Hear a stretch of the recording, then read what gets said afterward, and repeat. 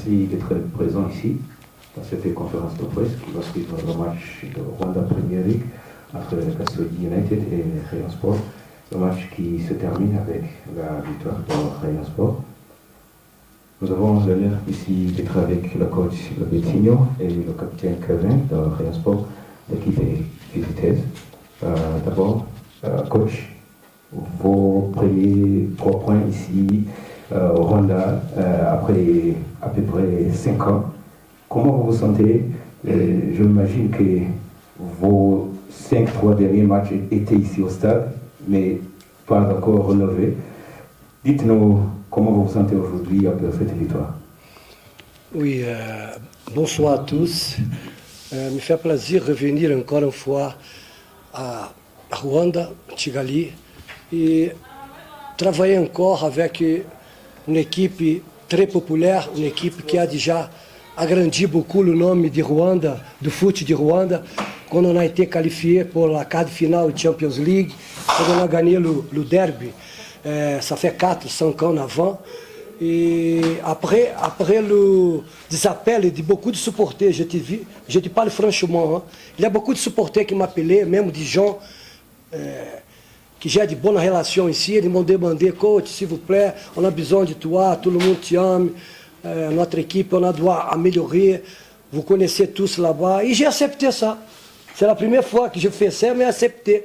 Parce que je connais très bien la mentalité, je connais très bien le pays du Rwanda, je connais très bien la façon de recevoir des étrangers. Et une chose très importante aussi, c'est que Pelé, j'ai joué avec Pelé une fois. Et maintenant, j'ai reçu l'information que le stade de Nyamirambo, il a le nom de Pelé. Edson Arantes do Nascimento s'appelle Pelé. Me fait plaisir parce que lui, assinei mon premier certificado au Brasil como professeur de futebol e de educação física militaire au Brasil. Então, me fait plaisir. À propos do match d'aujourd'hui, était un match très difficile pendant le premier mi-temps. Un match très équilibré, le premier 20 minutes. Il y a tout le temps pour le contre-attaque. Quando on perde la balle, l'équipe adverse, ils ont des joueurs expérimentés, ils ont très bien organisé le premier mi-temps. Et avec beaucoup de respect que je parle ça, félicitations à notre opponente parce qu'il a valorisé beaucoup notre travail d'aujourd'hui. Mais on ne peut pas oublier que n'est pas facile gérer, former un groupe pendant 2 mois. Ok? J'ai reçu l'information, coach, tu vas commencer demain. Coach, il y a le jour, on a déjà acheté le jour, les jours sont là. C'est pas facile pour un coach. Il y a d'autres coachs ici, ils savent très bien tout ce que je suis en train de parler. C'est pas facile, mais nous sommes là. Petit à petit, on a réglé la jeunesse avec l'expérience. Et maintenant, ça marche. Petit à petit, ça marche. Félicitations pour tous les jours. Félicitations pour tout ce qu'on a déjà fait, qu'on a déjà préparé pendant 2 mois pour aider, pour mettre le nom du rayon à haut niveau. Merci coach. Merci coach.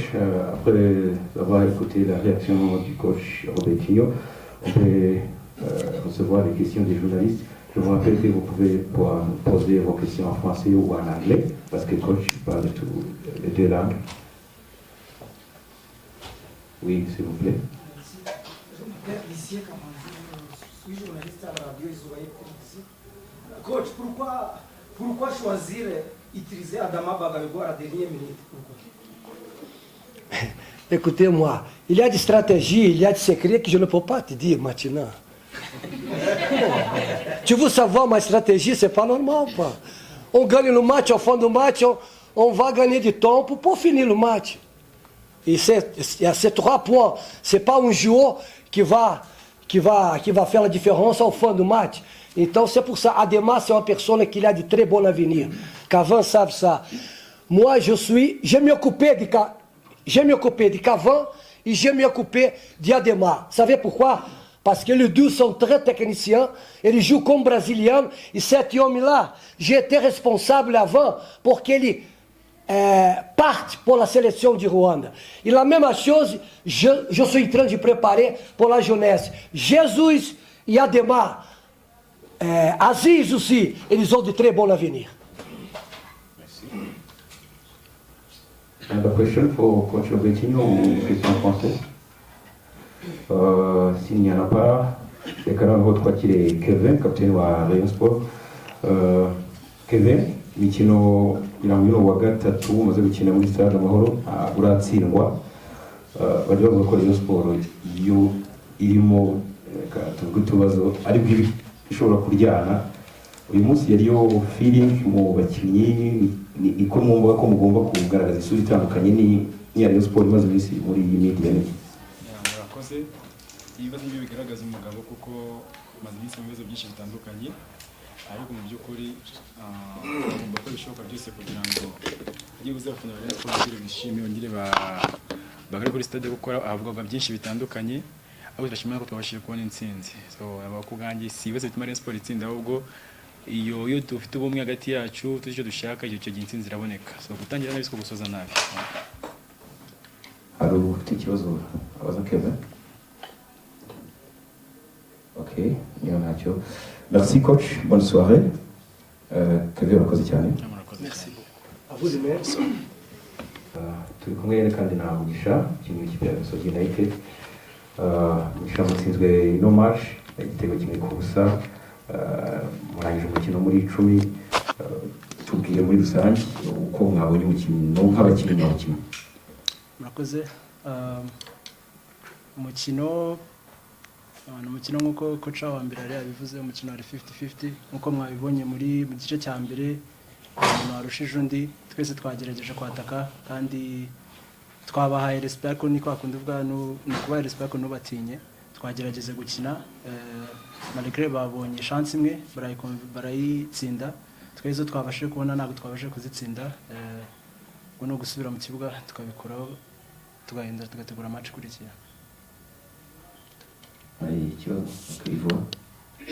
Mugisha intsinzwe ya mbere kuri Gasogi umukino wa kane wamaze iminsi mutaratsindwa cyangwa se mutakaza amanota atatu icyarimwe ntabwo mwabaye desi cyangwa se ntabwo biza batakariza wenda morale.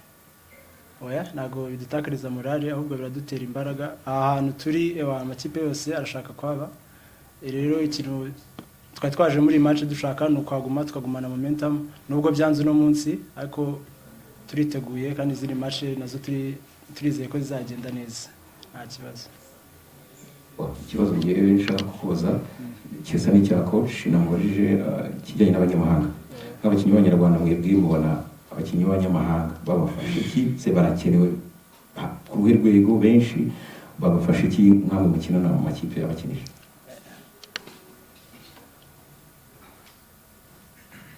Okay, abanyamahanga ngiye ko mbabona abantu barakenewe kubera experience zo hanze kandi abakinnyi benshi mu Rwanda usanga nta numwe urasohoka nyine ngo ajye gukina hanze.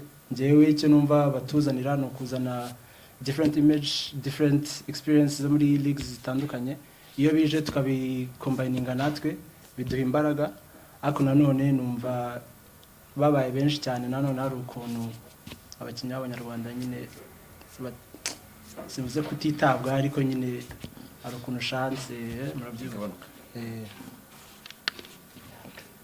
Mugisha kuri uyu mukino uburyo uba watangajwe mu gihe gukina na Rayon Sport usibye ko ku buyobozi mu bafana mu winjiramo umeze gute mwahuje umeze gute mood ari imeze gute nimwe club wenda twavuga muri champion mu kinyaga ku mahoro bwa mbere kwafana bangana gutya bari imeze gute?